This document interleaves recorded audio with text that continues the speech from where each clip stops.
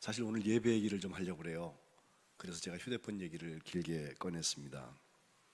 사실 교회가 믿음으로 사는 모습은 예배에서 제일 잘 표현됩니다.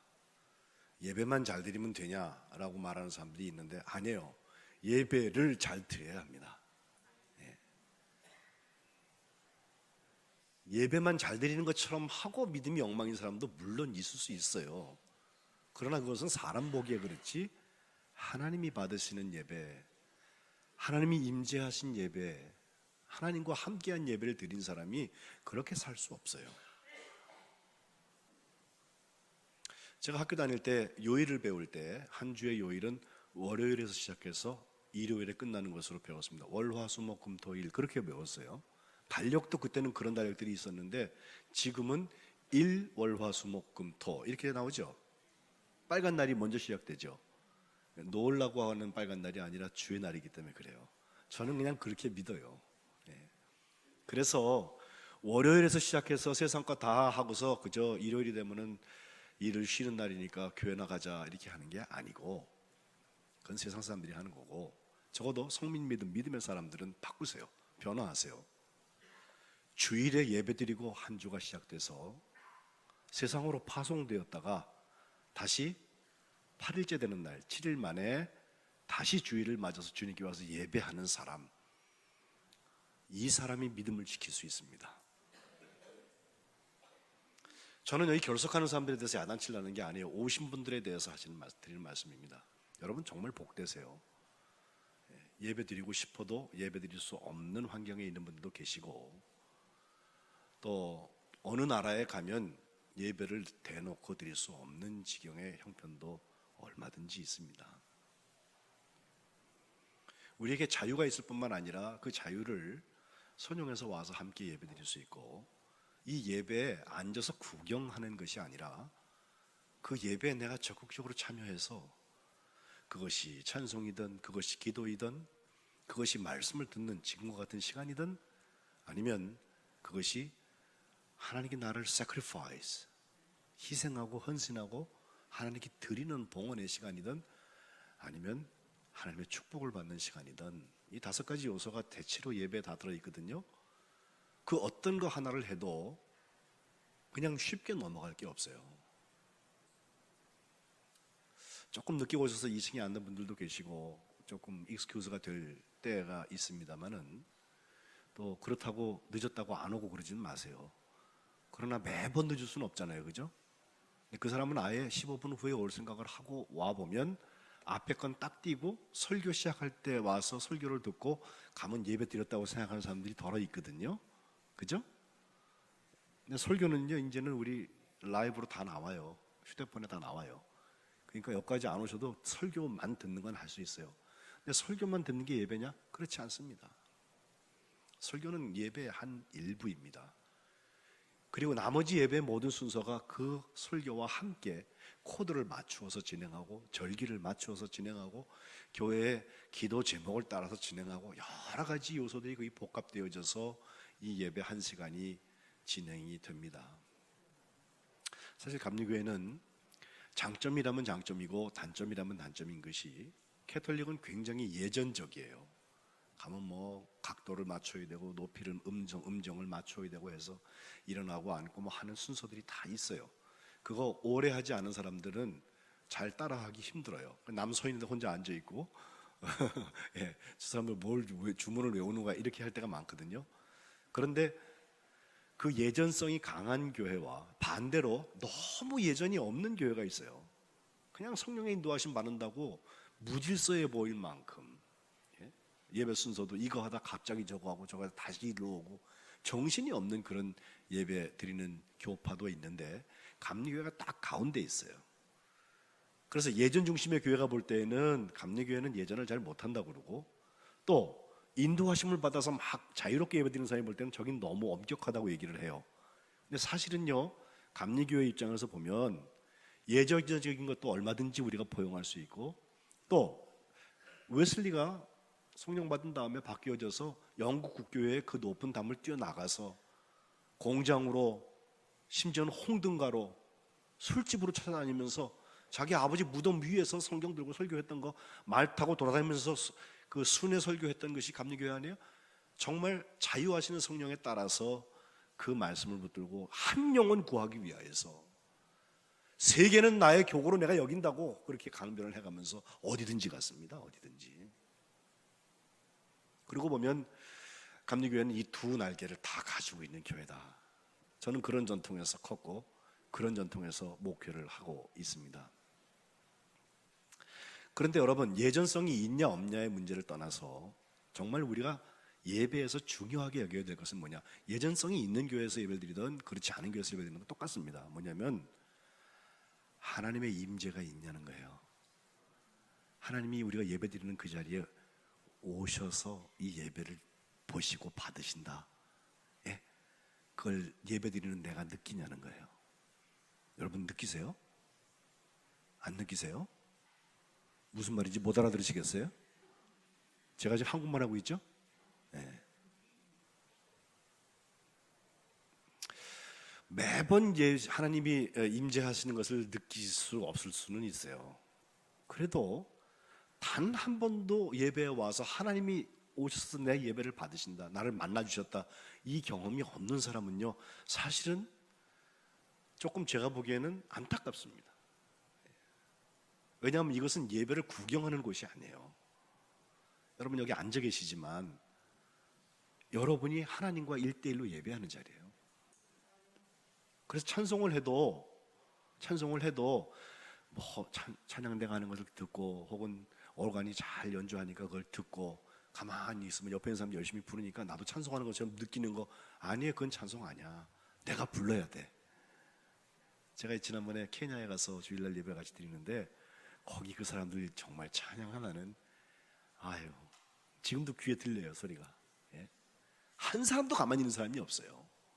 그리고 누가 하라 마라 해서가 아니라 그냥 성령의 인도하심이 있으면요 다 일어나서 박수치면서 춤추면서 그러면서 찬양을 해. 특별히 헌금 시간에 찬양을 하는데 찬양하면서 다 춤추면서 나와가지고서 봉헌을 하고 들어가요. 그 시간 10분 15분 걸리는데 하나도 아까워하는 사람이 없어. 남 헌금하는 시간에 좋아서 박수하고 축복하고 그래요. 네. 우리 교회에서 그렇게 하다 그랬다가는 이 목사 그 다음 주에 짐 싸야 될지도 몰라. 네? 네. 그런데 제가 드리려는 말씀 헌금 얘기가 아니라 찬양을 드리는데 찬양이 내가 드려야지 불러야지 찬양이 내가 듣고 있을 노래냐 말이에요. 예? 물론 찬양대 가는 찬양대 말고 우리 회중 찬송들이 있잖아요. 예? 송영이면 송영, 또 무슨 봉헌할 때 드리는 찬송, 결단 찬송이면 결단 찬송, 또 마지막에 파송 찬송이면 파송 찬송, 모든 게 예배 콘티에 맞춰서 짜놓으면 내가 불러야지. 조금 틀리고 잘하고 못하고는 상관없어. 그러나 불러야지. 예? 기도, 물론 대표 기도가 인도합니다. 회중 기도가 인도하니까 인도하시는 장로님이나 권사님들을 따라서 같이 듣고 아멘으로 우리가 화답하면서 기도를 드리게 되는데, 물론 준비하시는 분도 참 기도로 많이 준비하고 있어서 하시지만 여러분 우리가 같이 그 기도하는 염원을 가지고 기도할 때 사실은요 기도를 인도하시는 분의 정치적인 성향이나 또 생각이 나하고 다를 수 있죠. 그래서 또 조심스러워요. 그러나 우리가 그 기도를 함께 드리는 거란 말이에요. 그리고 그것을 하나님께서 멀리서 들으시는 게 아니라 바로 앞에서 어쩌면 내 안에서 듣고 계세요. 그게 하나님의 현존, 하나님의 임재를 체험하는 예배입니다. 그 성찬식이나 혹은 세례를 비롯한 성례들 있잖아요. 그건 물론 예문도 있고 그래서 그것을 잘 맞추어서 순서를 따라서 또 원래 의미를 잘 살려서 예배를 합니다. 그러나 그 예배할 때도요 그게 그냥 되는 게 아니에요. 그리고 존 웨슬리 목사님, 감리교 시청자 목사님은 Means of Grace라고 그 은혜의 방편, 은혜를 받는 방법이라는 그 설교에서 한 얘기를 보면 성만찬을 꼭 집어넣습니다. 성찬을 통해서 하나님이 은혜 주신다고. 그리고 보면 예전을 따라서 할 때에도 하나님이 와서 보고 계시고 받으시고 우리의 예배 행위를 함께 경험하시고 또 어떤 기도회 같이 따로 모여서 우리가 기도하고 또 이렇게 조금 자유로운 스타일로 예배를 드릴 때에도 하나님 거기 오세요. 그래서 이런 거 좋아하는 사람한테는 이런 식으로, 저런 거 좋아하는 사람은 저런 식으로 하고도 말하지만 아니야, 둘 다예요. 둘 다. 그래서 그 예배를 드리는 것이 요한복음 4장에 나오는 수가성녀 우물가의 한 여인에게 주님께서 말씀하신 대로 아버지께 예배할 때가 온다. 이 산에서냐 예루살렘에서냐가 중요한 게 아니고 아버지께 예배할 때가 오는데 그때에는 영과 진리로 예배한다. 하나님이 그 사람을 찾으신다 그랬어요. 그래서 4장 24절 요한복음에 보면 하나님은 영이시니 예배하는 자가 영과 진리로 예배할지니라 그랬습니다. 성민교회가 모일 때마다 특별히 예배할 때 영과 진리의 예배가 되고 하나님이 바로 받으시는 예배가 되시기를 축복합니다. 오늘 믿음의 영웅들 첫 번째 사람으로 아벨을 읽게 되는데, 여러분 오른쪽에 보시면 저기 나오죠? 성경책이 하나 있는데 그 위에 이름이 깨알같이 쭉 써 있죠. 첫 번째 사람이 누구예요? 그렇습니다. 오늘 그 사람 얘기하려고 그래요. 근데 아벨에 대한 얘기는 성경에 지금 읽은 게 다예요. 그 외에는 아벨에 대한 설명이 조금 가끔 있지만 창세기 4장 1절로 15절 그 중에서 상반부 부분에 아벨 형한테 돌에서 쳐 죽임을 당한 사람 끝. 그 이상 없어요. 아벨은. 근데 그것을 히브리서 기자가 믿음의 눈으로 바라보니까 믿음으로 아벨은 하면서 한 얘기가 하나님 앞에 더 나은 제사를 드렸다. 사실 그때요 아버지, 엄마, 아버지가 누구죠? 아담. 아담의 부인이 이름이 뭐죠? 하와. 오늘 설교 오래 할까요? 2층에 계신 분도 대답하셔야 돼요. 아니면 내가 다음 주에 2층에 올라가 설교할 거야. 잘 들으세요. 아담과 하와하고 가인과 아벨 이렇게 돼 있잖아요. 지금 처음 1대 2대예요. 하나님 만드시고 그 다음에 아이들을 낳았어요. 큰아들이 가인, 둘째 아들은 아벨. 그렇습니다. 가인이라는 말은요 창, 기구 도구 있잖아요. 창. 그리고 혹은 소유이라는 뜻을 가지고 있고, 아벨이라는 뜻은 숨 쉬는 숨 혹은 베이퍼, 이 뭐 수증기나 이런 물방울 뭐 이런 것들을 뜻을 가지고 있어서 뜻이 굉장히 다른데 이 두 아들의 이름을 붙여놓고 아버지 어머니가 같이 이렇게 보았겠지. 근데 얘들이 예배를 드리는데 하나님 앞에 예배 드리는 방법이 자기들이 생업으로 한 것 가지고 예배를 드렸어요. 거기까지는 하나님께서 판단할 문제가 아니에요.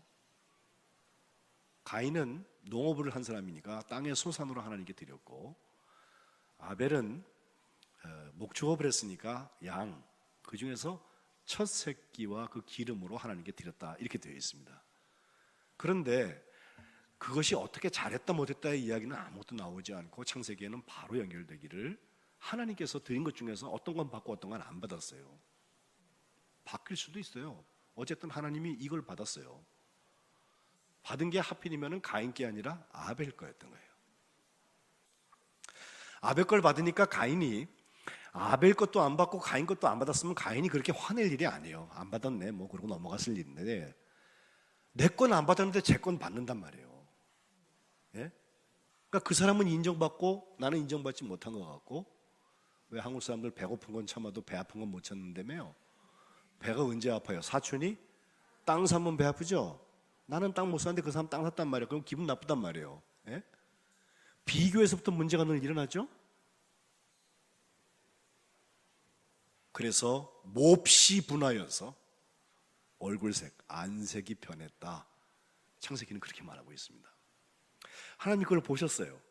예배드리는 현장에 계시니까 예배를 받으시든 안 받으시든, 예물을 받으시든 안 받으시든 현장에서 다 보셨으니까 가인을 향해서 물으시는 거예요. 야, 너 왜 화내냐? 너 왜 얼굴빛이 그렇게 변하냐? 가끔 교회에서 보면 큰 소리 날 때가 있거든요. 누가? 갑자기 혼자 흥분을 참지 못해갖고 소리 꽥 한번 지르고 나서 나중에 미안하다 그러고. 그런 거 하지 마요. 그런 거 하나님 보고 계세요. 자기는 승깔대로 사는지 모르지만은 승깔 없는 사람이 세상에 어디 있어? 다 있지. 지렁이도 밟으면 꿈틀한다는데, 그죠? 예. 그걸 제어할 수 있는 게 믿음이에요. 그런데 가인이 화를 낸 데서 끝난 게 아니라 그걸 마음에 품고 있다가 들에 가가지고서는 아우를 죽인단 말이에요. 자, 예배 드린 다음에 살인이 처음 났습니다. 이 예배가요, 잘하면 사람을 살리지만 잘못하면, 잘못된 예배의 결과는 사람을 죽입니다. 예배에서 말씀을 잘못 이해하거나 예배에서 하나님이 받으시는 그 현장에서 다른 사람하고만 비교하고 있는 가재는 뜨고 있는 사람이 있죠. 내 건 받나 안 받나, 제 사람 건 받나 안 받나, 그거만 보고 있는 사람이 있죠. 꼭 사고 칩니다. 가인이 그랬어요. 그 다음 얘기는 여러분 창세기에 나오는 대로 하나님께서 가인을 향하여서 다 보셨으니까 물으시는 거죠. 내 아우 아벨이 어디 있냐 라고 물으시죠. 그때 또 가인이 하는 대답이 가하관입니다. 내가 알지 못합니다. 내가 내 아우를 지키는 자입니까? 누가 물어봤어요? 지키는 자냐고? 내 아우 아벨이 어디 있느냐, 네가 한 일을 다 봤다는 거예요. 하나님은. 그리고 아벨의 피가 땅에서부터 호소하는 소리를 듣고 가인에게 묻고 계신 거예요. 그런데 가인은 거기다가 오리발을 내밀어요. 그리고 거짓말을 해요. 어떻게 자기가 몰라요? 자기가 죽여놓고. 하나님이 안 보고 계시다고 생각한 거지. 하나님이 그것까지 보고 계신 거예요.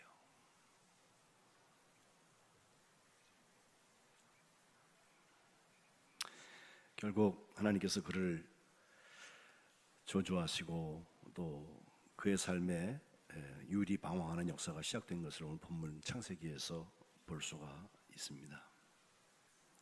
그러면 아벨의 입장에서 한번 이 기사를 볼까요? 예배를 드렸어요. 하나님이 내 제물을 받으셨어요. 근데 형이 들에 가자고 그래요. 갔다가 형한테 맞아 죽었어요. 그게 다예요. 근데 뭐가 믿음이에요? 아벨이 잘한 게 뭐예요 도대체?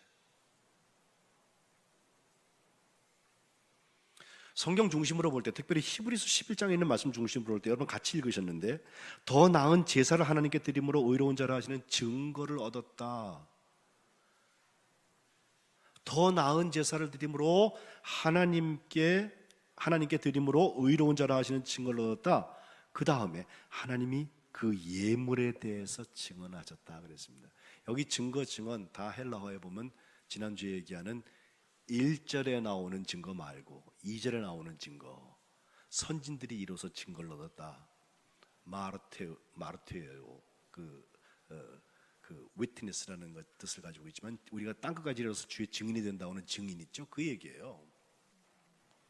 그러고 보면 하나님 앞에 우리의 예물이 나의 예물만 받는 게 아니라 나와 그 예물을 받았다는 거거든요. 아벨과 그의 예물을 받으시고 가인과 그의 제물을 받지 않으셨다. 둘 다입니다. 이것은 예배 현장에서 나타나지만 예배 현장을 넘어서도 나타납니다. 일요일에 예배드리고 주일에 예배드리고 세상에 나가서 사는 모습 보면은 그 사람이 정말 은혜 받은 사람인지, 그 사람이 정말 예배 드린 사람인지, 하나님의 임재를 경험한 사람인지, 그가 성령의 사람인지, 그가 믿음의 사람인지 알 수 있어요.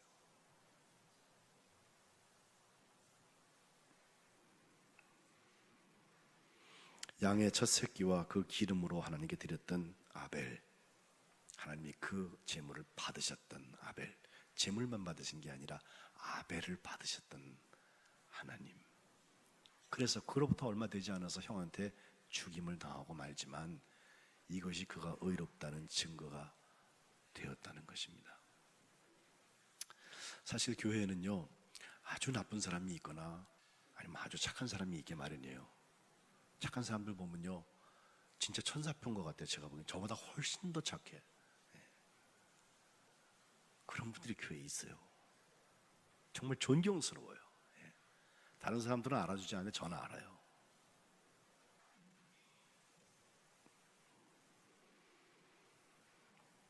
예배 한번 잘 드렸다가 형한테 맞아 죽을지언정 하나님이 의롭다고 하는 증거를 얻은 아벨. 어찌 보면 아우, 왜 나는 열심히 살고 잘 살라고 애를 쓰고 하나님 앞에 믿음으로 사는데 왜 이렇게 일이 안 되고 힘들까라고 말할 때, 그것은요, 악이 손을 가만두지 않아요. 괴롭힙니다. 그러나 그 괴롭힘이 괴로움으로 끝나는 게 아니라 하나님의 은혜의 도구입니다. 사도 바울도 육체에 찌르는 가시가 있다고 그랬어요. 이거 없애달라고 3번 기도했는데 하나님이 없애주지 않았어요. 그리고서 내 은혜가 내게 족하다 말씀하신 거, 사도 바울이 평생 하고 갔어요.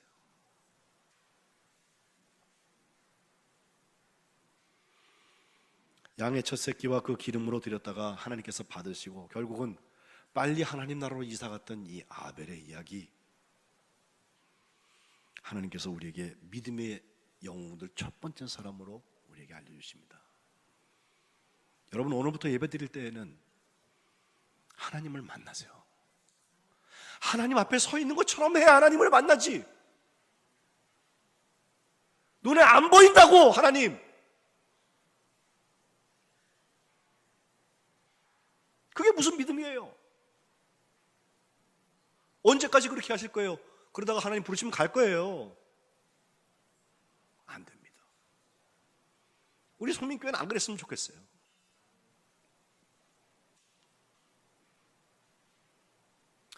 설교를 시리즈로 준비를 하지만 저는 매번 설교를 마지막 설교라고 생각하고 설교합니다. 그렇잖아요? 그리고 이 예배뿐만 아니라 예배를 넘어서도 하나님의 임재가 경험된다고 했는데, 바로 영적인 예배 드림 이후에는 오늘 예배 시작에 제가 읽은 로마서 12장 말씀이에요. 너희의 몸을 산 제사로 하나님께 드려라. 이 영적인 예배를 하신 다음에 로마서 12장 2절에 가보면 그 드린 다음에 2세대를 본받지 말아라. 그리고 변화를 받아라 빨리. 그 다음에 할 일이 꼭 한 가지 있는데, 하나님의 뜻을 분별해야 돼요. 하나님의 뜻이, 하나님이 무엇을 선하다 하시는지, 무엇을 기뻐하시는지, 무엇을 온전하다 하시는지 그 뜻을 분별하는 거, 변화한 다음에 그 뜻을 분별하는 것은 분명히 성장입니다. 그리고 열매 맺게 될 것입니다.